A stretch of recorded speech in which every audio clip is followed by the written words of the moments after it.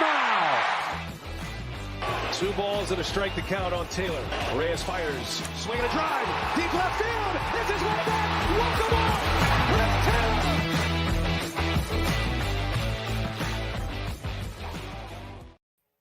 What's up, everybody? Welcome into DodgerHeads, presented by DodgerBlue.com, part of the Blue Wire Podcast Network. My name is Jeff Spiegel, joined today by Scott Geirman of DodgerBlue.com. We are continuing again in our series of MLB Network's top 10 players at every position, looking at the Shredders rankings based on past performance, future projections, etc. Today, Scott, we're talking shortstops, not a list that Dodger fans are going to love for a number of reasons. First and foremost, there are no Dodgers ranked in the top 10 shortstops. Second of all, Trey Turner is number 1 on this list. Corey Seager is number 4 on this list.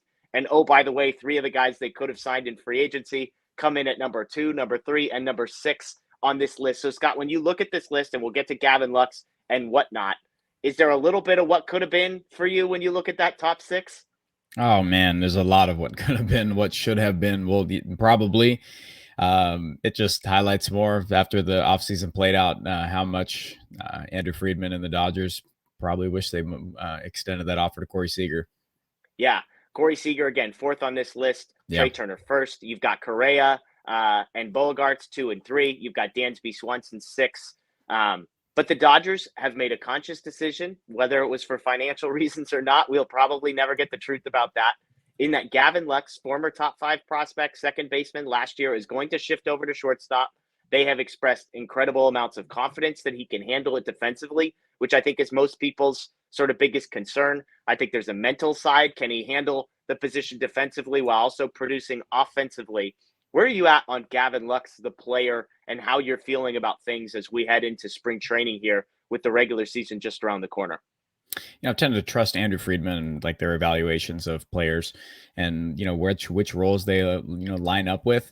More on a wait and see. Well, like a lot of the roster, we'll revisit it mid-season, see how they're doing and if they need to shift.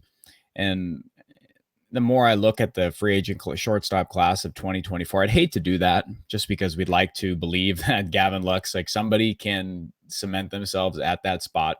It's just because, just like you said, how many Dodgers are on, and former Dodgers are on that shredder list and should have been Dodgers on that list.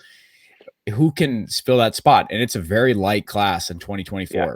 So we need Gavin Lux to find a spot there, or somebody too. I wish Miguel Rojas was a little bit more athletic. Maybe he could do that, but we'll find out. But I'm going to wait and see on Gavin Lux. He, had some great stretches last year where he was an incredibly valuable hitter at the bottom of the lineup. He was key. They even noted that he was a very big piece to turning that over, providing competitive at bats, and he really needs that glove to come in because he's as almost as athletic as they come. I think good. Yeah, I mean, here's my thing with Lux. Like, it's not like we've been spoiled with elite defensive play at shortstop over the past 5 to 7 years. I mean, I love Corey Seager.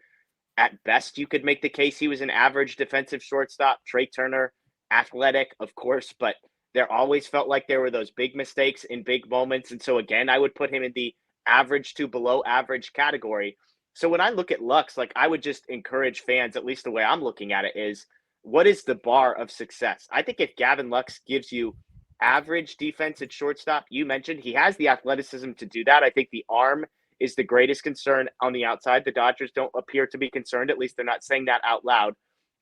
Can he give us average defense? And can he give us the type of offensive production that he gave us last year? He was one of the better hit for average type guys in the league. I think when he got hurt about, just towards the end of the season, he was one of the top 20 guys in wins above replacement. Shift him over to shortstop. Can you be average to below average defensively? Can you hit 290 with, 12 to 18 home runs? I think if he gives you that, he's not going to be the guy that we thought he was when he was a top 5 prospect in all of baseball, that we thought he was going to be a superstar.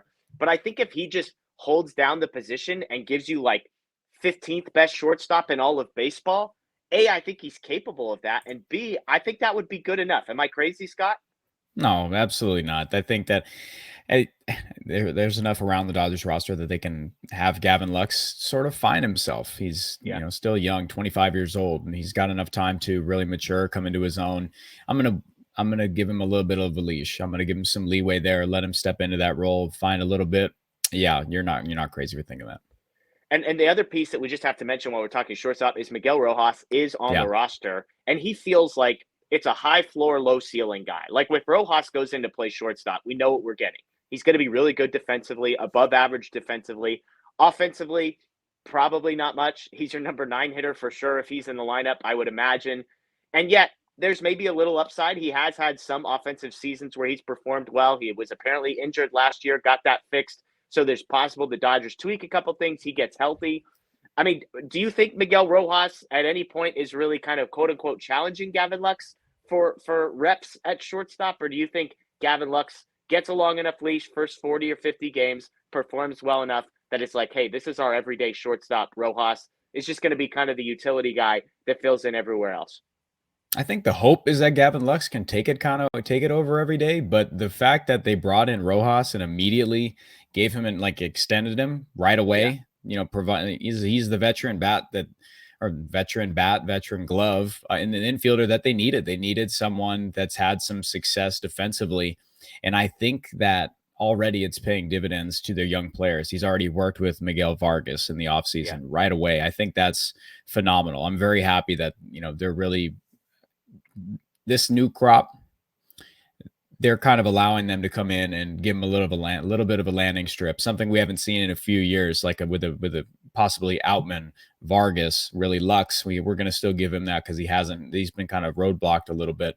I think that Miguel Rojas is going to have, if that wrist is good, he's going to have some significant time in the infield, and it's going to open up Lux a little bit to play kind of a versatile role, if he's not locked in at shortstop. Yeah, we'll see. Let us know what you guys think in the comments below. I know I typically am the high person on Gavin Lux. I'd love to hear your thoughts below. That's Scott. Again, you can check out his stuff at DodgerBlue.com. Check out DodgerBlue.com. DodgerBlue1958 on social media. And as always, check out DodgerHeads on your podcast platform, Google, Spotify, Apple, wherever you get that. That's Scott. I'm Jeff. Enjoy the rest of your day. And of course, as always, go Dodgers.